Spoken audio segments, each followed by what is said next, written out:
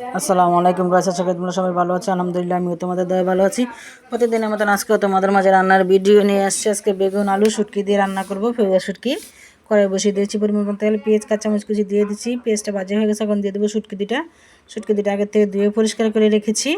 বাঁশপুটি শুটকি বলে কেউ, আমি ফেউয়া শুটকি বলি। এই তো ভাজা হয়ে গেছে, একটু পানি দিয়ে দিচ্ছি। 2 চামচ মরিচের ফাঁকি, 1.5 চামচ হলুদের ফাঁকি, পরিমাণ মতো লবণ, আদা রসুনের পেস্ট দিয়ে এখন একটু নাড়াচাড়া দিয়ে দিচ্ছি। দেখো মশলাটা কষানো হয়ে গেছে। এখন দিয়ে দেবো আমি বেগুন আলুগুলো আমি আগে থেকে কেটে দিয়ে পরিষ্কার করে নিয়েছি।